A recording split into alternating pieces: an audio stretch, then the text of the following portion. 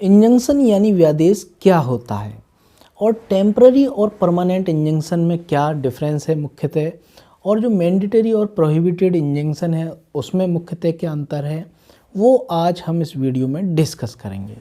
तो दोस्तों नमस्कार, मैं एडवोकेट अमित कबीर, आपका एक बार फिर से हमारे यूट्यूब चैनल आर्टिकल 32 में वेलकम है। तो दोस्तों आज हम सीपीसी के ऑर्डर 39 और स्पेसिफिक रिलीफ एक्ट के सेक्शन 37 को डिस्कस करने जा रहे हैं, जो बात करता है इंजंक्शन के संबंध में। तो फ्रेंड्स आज हम यही जानेंगे कि टेम्पररी इंजंक्शन और परमानेंट इंजंक्शंस कौन कौन से होते हैं।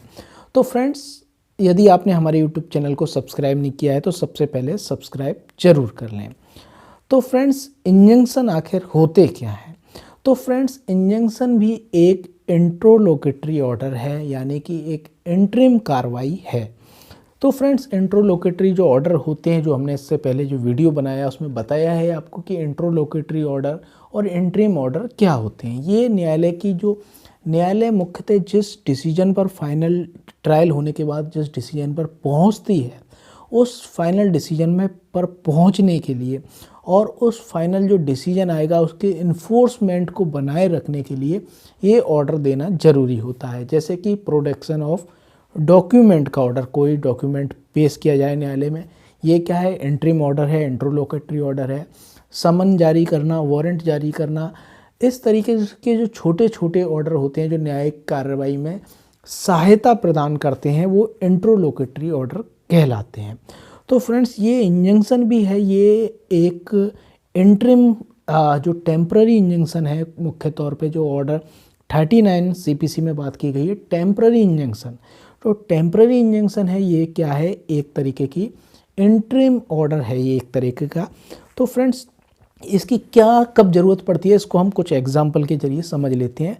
मान लीजिए कि एक पार्टीशन का सूट आया, एक प्रॉपर्टी के पार्टीशन का सूट आया जिसमें दो हिस्सेदार हैं और एक हिस्सेदार कोर्ट में जाता है और पार्टीशन का सूट दाखिल करता है। उसी बीच में उसे पता चलता है कि दूसरी पार्टी तो इसे बेचने वाली है, या फिर इसका स्वरूप, यहाँ पर जो इसका स्वरूप है उसको बिगाड़ने वाली है, ऊपर जो बिल्डिंग है उसको तोड़ने वाली है, उसमें कुछ कंस्ट्रक्शन करने वाली है। जिससे क्या होता है, जो कोर्ट का जो फाइनल डिसीजन आएगा ट्रायल का बाद में, वो इफ़ेक्टिव होगा, क्योंकि जो स्टेटस क्यू है, जो यथास्थिति है जो प्रॉपर्टी की, जैसी अभी प्रॉपर्टी है वैसी वो नहीं रहेगी। तो उसका जो कोर्ट का ऑर्डर आएगा उसके अमल वो नहीं हो पाएगा, क्योंकि यदि प्रॉपर्टी उसने बेच दी, एक पार्टी ने ऑर्डर बेच दी और कोर्ट का डिसीजन आया कि इसका ये हिस्सा है और उसका ये हिस्सा है, तो फ्रेंड्स कोर्ट का कोई ऑर्डर का मतलब नहीं रहेगा। इन चीज़ों को रोकने के लिए ही टेम्पररी इंजंक्शन दिया जाता है। तो फ्रेंड्स यहाँ पर इस तरीके से उसे पता चलता है, या फिर दूसरी पार्टी ये उसे धमकी देती है कि मैं इस मकान को बेच दूंगा, या फिर मैं इसमें ऐसा ऐसा करवा दूंगा, इसमें इस तरीके से इसको इंजरी कॉज करूंगा, तो इस तरीके से मकान का मैं जो स्वरूप है वो बिगाड़ दूंगा, इस प्लॉट का स्वरूप बिगाड़ दूंगा।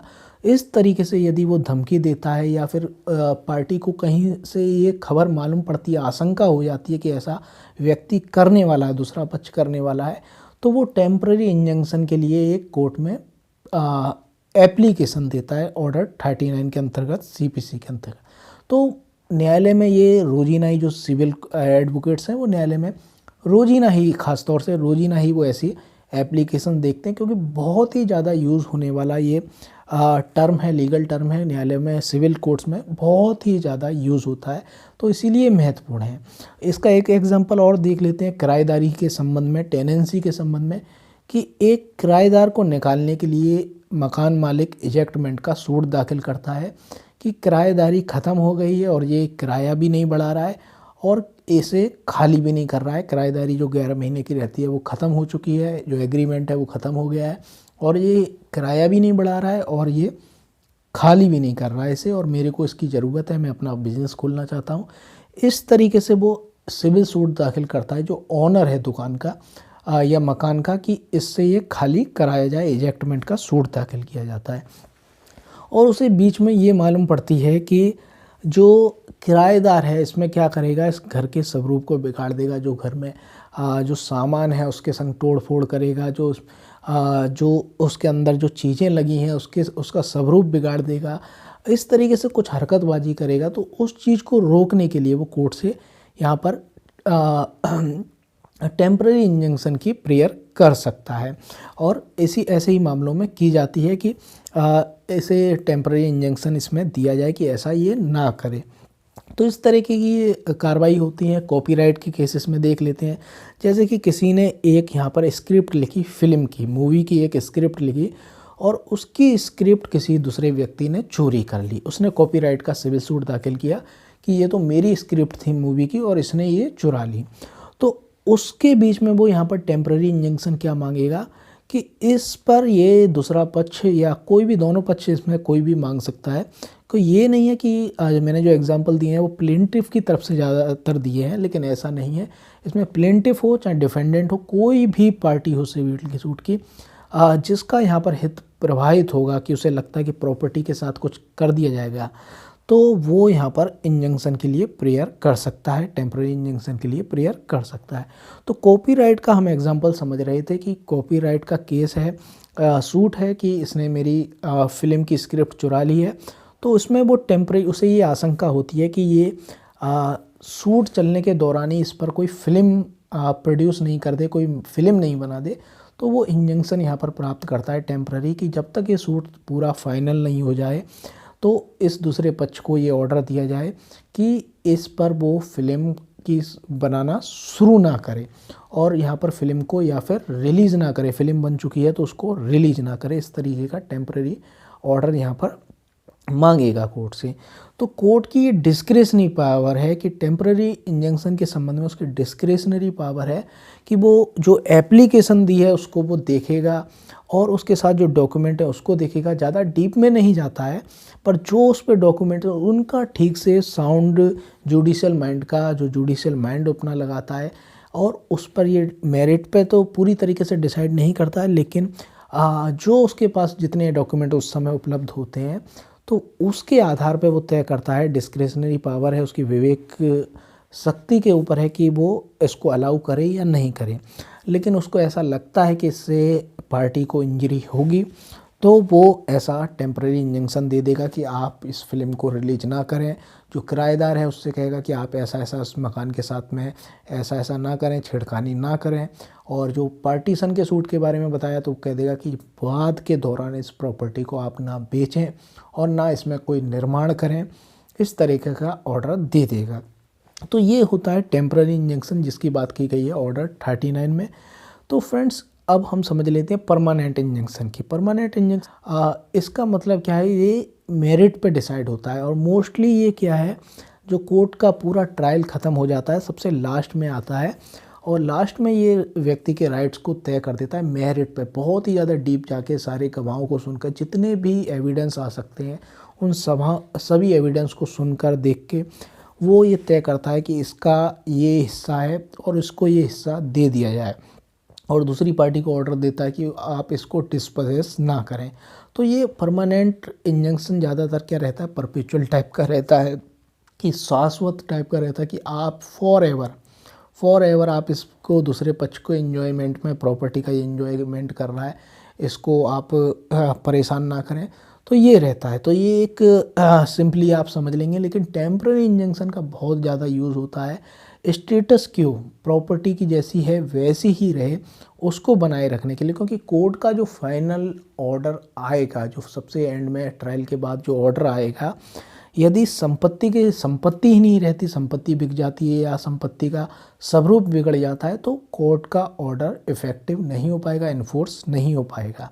इन्फोर्स या तो ठीक से नहीं हो पाएगा या फिर बिल्कुल ही इन्फोर्स नहीं हो पाएगा। तो व्यक्ति जिस राइट के लिए कोर्ट में गया था वो जो बाद में तय होना है ट्रायल के बाद, अगर उसके पक्ष में आ जाए तो फिर उसको मिल तो सके। जब कोर्ट ने ऑर्डर कर दिया फाइनल कि ये इसका भाग है तो उसको मिल तो सके, उसी चीज़ को बनाए रखने के लिए सहायक ऑर्डर होते हैं। तो इसमें कोर्ट को देखना पड़ता है, थोड़ा सा वो देखती है कि जिसने ये प्रेयर की है टेम्पररी इंजंक्शन के लिए, क्या इसके पक्ष में फाइनल ऑर्डर आने के कुछ चांस हैं या नहीं हैं। तो ये सब चीज़ें देखनी पड़ती हैं और टेम्पररी इंजंक्शन दे दिया जाता है जिस पार्टी के ख़िलाफ़। कहीं उसका बहुत ज़्यादा नुकसान तो नहीं हो जाएगा, क्योंकि उसके एलिनेशन के राइट का, जो उसकी प्रॉपर्टी जो ट्रांसफ़र करता है उसके राइट को यदि रोक दिया जाएगा तो ये भी एक गलत होगा। तो बहुत सोच समझ के बैलेंस की स्थिति देख के कि किसी का ऐसा नुकसान ना हो जाए, ये सब सोच के अपने जुडिशल माइंड, इसीलिए जुडिशल माइंड शब्द का प्रयोग किया गया कि judicial mind, sound judicial mind का प्रयोग करते हुए वो इसको तय करेगा। और इसी टेम्पररी और परमानेंट इंजंक्शन के अंतर्गत होता है, दो तरीके के इंजंक्शन होते हैं, प्रोहिबिटेड इंजंक्शन और यहाँ पर मैंडेटरी इंजंक्शन। प्रोहिबिटेड इंजंक्शन क्या होता है? Prohibited injunction restraint any party of the suit to do any act, prohibited any party to do any act. किसी पार्टी को रेस्ट्रेंट करती है, मना करती है कि आप ऐसा कार्य ना करें। जब तक ये वाद चल रहा है आप इसमें ऐसा कार्य ना करें, आप इस मकान को और निर्माण ना करवाएं, इस मकान में इस तरह की कोई भी और ज़्यादा निर्माण ना करवाएं, ये खाली जो प्लॉट है इस पर आप जो दीवार बनवा रहे हैं और दीवार इसको ना बनवाएं, जितनी है उतनी ही रहने दें और इसमें निर्माण ना करवाएं।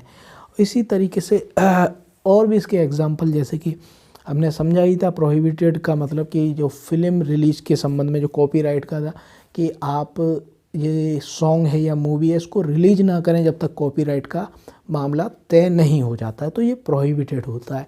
तो इसकी अवधि, इसका ड्यूरेशन कितना होता है, या तो कोर्ट डेट लिख देगी कि इतनी तारीख तक ये ऑर्डर रहेगा, या फिर मोस्टली क्या रहता है जब तक कोई नेक्स्ट ऑर्डर इसके संबंध में नहीं आ जाता है जब तक ये रहता है, या फिर वाद के दौरान तक, जब तक वाद का फाइनल डिसीजन नहीं आएगा जब तक। तो तीन तरह की इसमें ड्यूरेशन रहती है। कोर्ट ये तय कर दे कि इतनी तारीख तक, 6 महीने तक, 1 साल तक ये प्रोहिबिटेड ऑर्डर रहेगा, या फिर क्या कहे कोर्ट कि जब मैं आगे इसके संबंध में कोई ऑर्डर नहीं देता जब तक ये ऑर्डर रहेगा, कोर्ट जब तक आगे कोई इसके संबंध में ऑर्डर नहीं देगा जब तक रहेगा, या वादकालीन पूरा सूट की प्रोसीडिंग चलेगी जब तक ख़त्म नहीं हो जाती तब तक रहेगा। तो ये होता है प्रोहिबिटेड इंजंक्शन, मतलब किसी व्यक्ति को कुछ करने से मना करना, नेगेटिव सेंस में है कि आप ऐसा ना करें। और दूसरा होता है मैंडेटरी इंजंक्शन।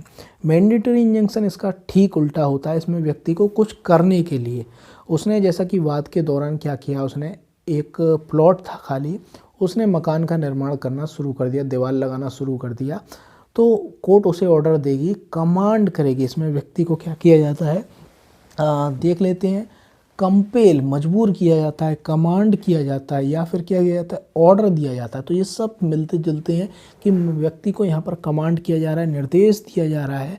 मैंडेटरी है, आपको ये आदेश दिया जाता है कि आपने जो दीवार का निर्माण करवाया है इसको तोड़वा दें, आप जो मकान के ऊपर दूसरी बिल्डिंग, यहाँ पर जो मकान में कमरा बनवा रहे हैं उसको तुरंत यहाँ पर क्या करें, तोड़वा दें, जो भी आपने थोड़ा बहुत निर्माण करवाया है। तो कुछ करने के लिए यहाँ पर ये कहा जाता है। तो फ्रेंड्स, इसी तरीके से फ़िल्म रिलीज़ की डेट आ गई कि इतनी तारीख को फ़िल्म रिलीज होने वाली है, और कॉपीराइट का मामला चल रहा है, तो वो ऑर्डर देगी कि फ़िल्म रिलीज़ की जो डेट है वो आप उसको रुकवा दें। रिलीज़ की डेट तो उसने अनाउंस कर दी, तो कुछ मना करने के लिए कि जो हो चुका है, जो उसे नहीं करना चाहिए था, उसको रोकना, ये कहलाता है मैंडेटरी इंजंक्शन। ये बहुत इम्पोर्टेंट है। तो फ्रेंड्स, ये किसके अगेंस्ट ये जारी कराया जा सकता है, तो ये पार्टी ऑफ द सूट, जो प्लेंटिफ है, डिफेंडेंट है, उसके अगेंस्ट जारी किया जा सकता है, या किसी थर्ड पार्टी के अगेंस्ट, सरकार के अगेंस्ट, सरकार की कोई अथॉरिटी है उसके अगेंस्ट जारी किया जा सकता है, या कोई थर्ड कोई पर्सन है उसके अगेंस्ट जारी कर दिया जाता है। जिससे कि इसका जो मेन पर्पस है यही है टेम्पररी इंजंक्शन का। और टेम्पररी इंजंक्शन के अंतर्गत जो मैंने प्रकार बताए, मैंडेटरी और प्रोहिबिटेड, कि status Q, property of status Q, property status Q of property, जो संपत्ति की यथास्थिति है वो बनी रहे।